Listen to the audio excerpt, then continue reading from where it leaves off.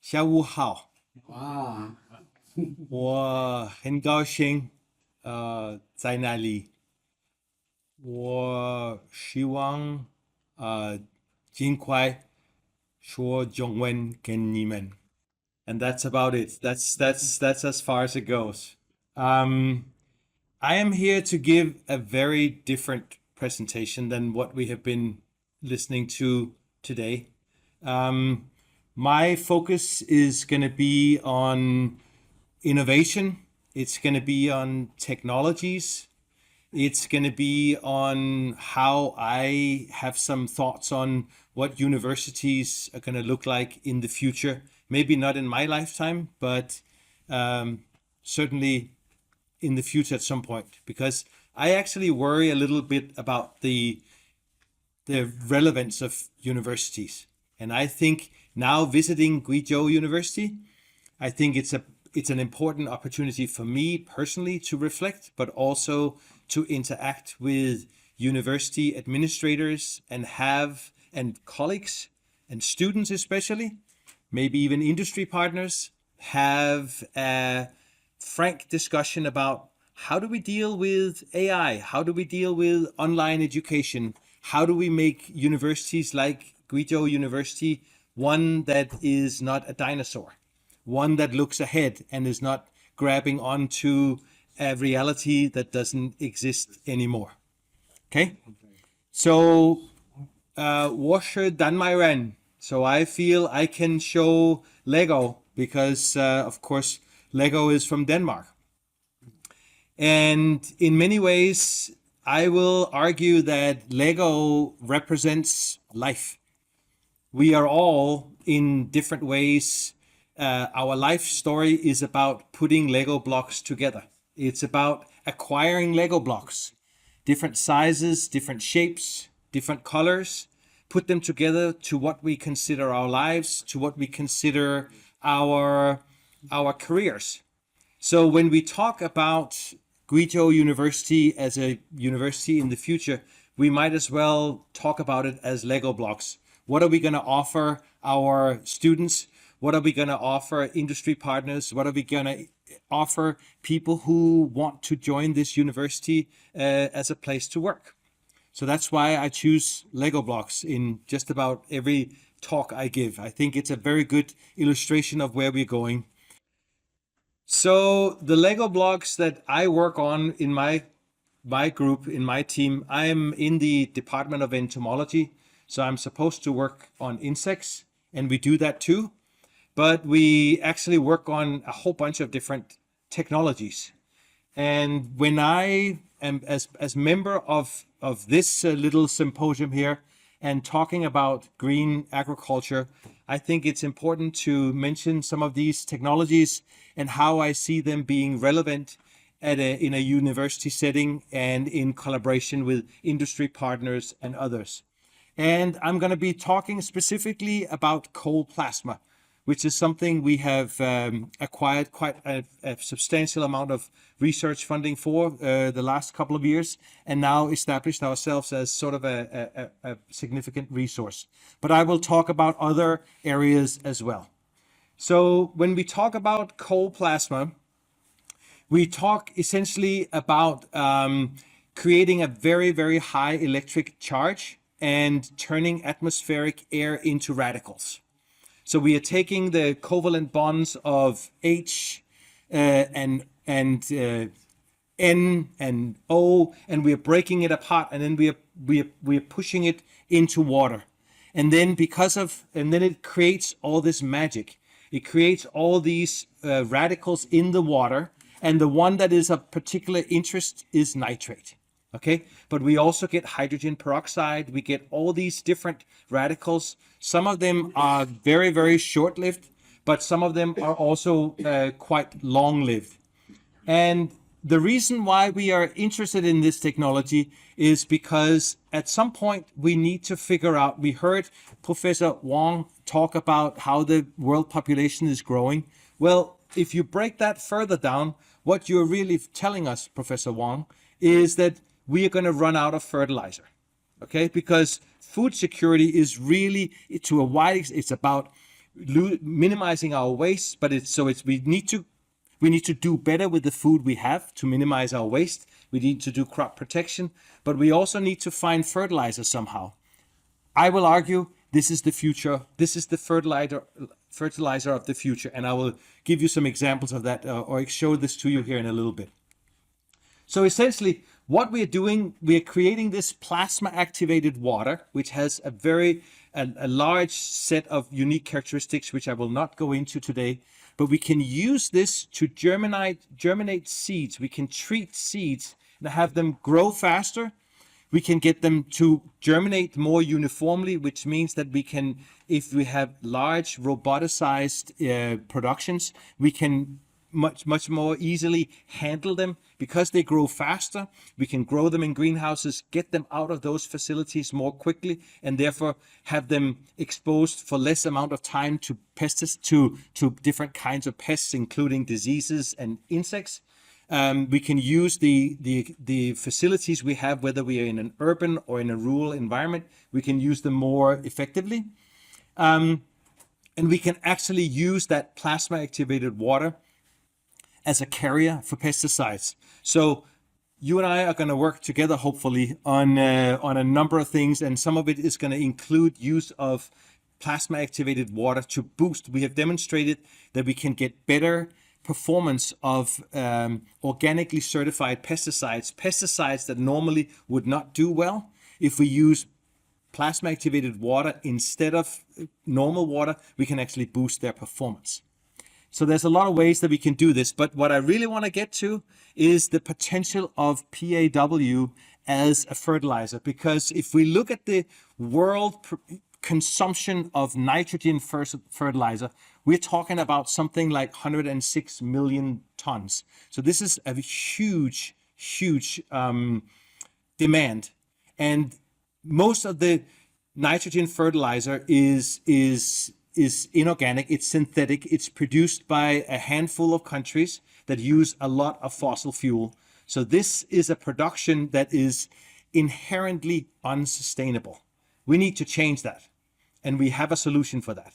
If we can get renewable energy, either from wind or from solar, we can convert air into fertilizer, which is quite extraordinary, because if we look at the atmosphere and we calculate the amount of nitrogen there is in the atmosphere, there's about 4,000 trillion metric tons. So there's plenty of it. So it's ironic we are in need of nitrogen fertilizer, yet it's right here. It's right here.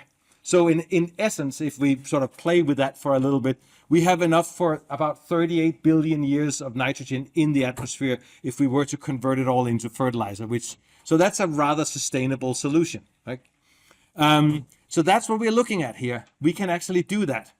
So here's an example. So these are tomato plants that were grown at the same time, okay? And so they were watered at the same time, and you can see we have two different PAWs, so two different plasma activated waters that were applied. You can see that the end result is a much bigger plant to the right than it is to the left. You can also, if you go a little bit further, you can actually see that those plants were in the same greenhouse, same soil, same variety, irrigated at the same time. You can see that this one is a little bit anemic. It probably didn't have quite enough fertilizer, but you can see what happened with this when it got about 42% of its water from PAW. You can see the difference. So this is something that is becoming very powerful. We are creating a consortium. We are working, there are companies that are developing this technology. But in the interest of students and in the interest of universities, I want to mention this as we are doing. Of course, we're writing papers about it. Of course we are. And of course we are putting it into courses and whatnot, so educating. But we are also wanting to create careers. And I think Guizhou University, if they really want to be part of the future, they need to also include entrepreneurship and working with business school, working with industry partners, and get them engaged, have them to fund some of the research we are doing. And also we need to facilitate the contact with businesses so that we can do the kind of research that they are interested in. And I see plasma activated water as a vehicle that can get young people very, very interested in sustainable crop production. So this is something we are very interested in. We have just finished a couple of months ago a large field trial where we actually took those transplants and we put them out to the field. And rather extraordinarily, if you look at this, if those of you who, it seems like there's a lot of chemists in this room, so you're probably not familiar with field work, but I can tell you hand harvesting tomatoes is hard work and you get a lot of variable results. But we actually did this, and you can see we went from our control plot. So this is replicated over 6 plots. So we get from about 3 kilos per plant to somewhere between 4 and 5. So this is a massive difference. And this is these plots were treated the exact same way. The only difference was that the transplants, that means the plants when they were still in the greenhouse, before they were put out in the field, they were treated with plasma activated water. Afterwards, they were treated the same way. So this is the carryover effect of treating a transplant, bringing it out into the field, and then overcoming the stress it takes to get out into a field crop. That manifests in a 50% increase in yield. So this is rather remarkable. So if you talk about increasing the food production 60%, well, you got 50% here with Shi Hongshi. Okay, so you got that right here. Okay, this is completely doable. Okay, with the right technology. We have also demonstrated that when we take tomato plants and we irrigate them, if we put spider mites on these plants, spider mites do not do well. Look at the controls here. On the control plants, within a 3-week, we went from 30 mites per plant to about 90. So a 3-fold increase in population density. When we irrigate them with different kinds of PAW, we slow them down. And we kind of know why. It has to do with trichome density on the plant. So we are boosting some defense mechanisms in the plants. What this means is that if we have slower intrinsic rate of increase of our pests, it means that we have a higher chance of making natural biological control work. Because a big problem with biological control is that it doesn't work when our pests grow too quickly. But if we can slow down the development of our pests, we actually have a chance.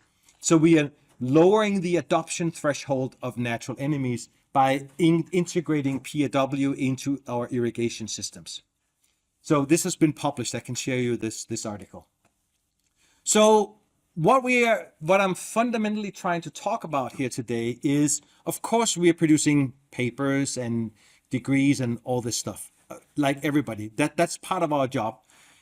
But I also think it's very important that we think of ourselves as having the responsibility of creating career paths, not just making replicas of ourselves and other academicians, but actually giving students the skill sets that allow them to go out and get jobs in industries and become policymakers or communicators, whatever roles they might have wherever they go. And I think it's very, very important also to think about how young people in today's world probably feel a lot of anxiety. We have a lot of mental health issues among young people because they kind of look at this world and say, where do I fit in? How can I make a difference? What is my role here? So it's very, very important that we take upon us, not just, quote unquote, just to convey research, but that we also empower them. We give them hope. We give them some sense of meaningfulness, that their career can lead to something important. And I think green agriculture is a great venue for that. I think there's a lot of opportunities there. And I think we as much basic research as we need, because of course we need a lot of that. We also need solutions. We need to address the needs that will lead to change. We need to provide the solutions so that societies around the world can make the changes that allow us to live in a more sustainable way. So I have put some thoughts together. I've recently published this article about active learning and living laboratories because I think education is very, very important.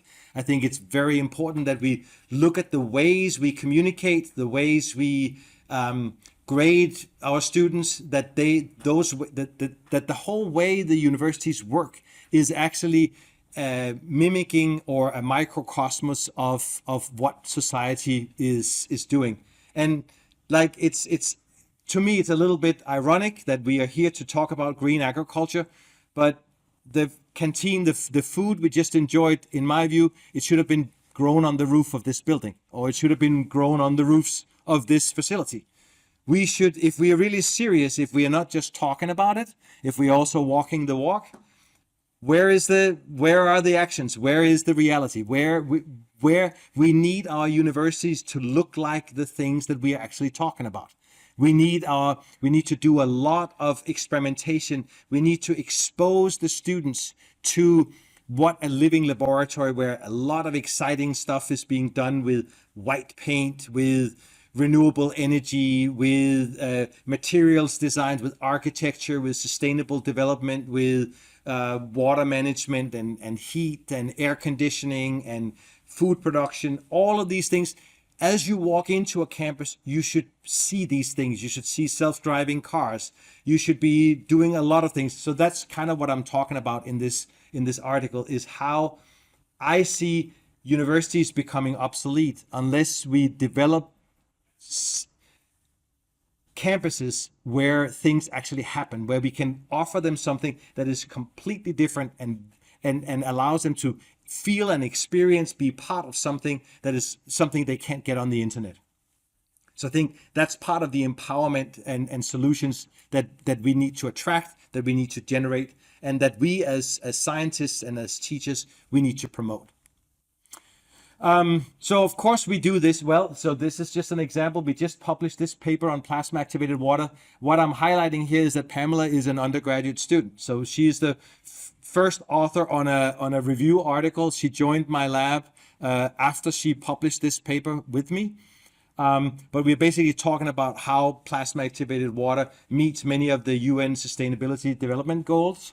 So this is part of what we should do, and I hear that there's a strong history of strong publication record at Guizhou. Well, we do that in my lab also. It's very important that we that we open up that opportunity for undergraduate students also to publish.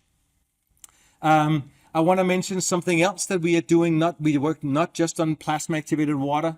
I'm showing here a robotic spraying system that we have developed.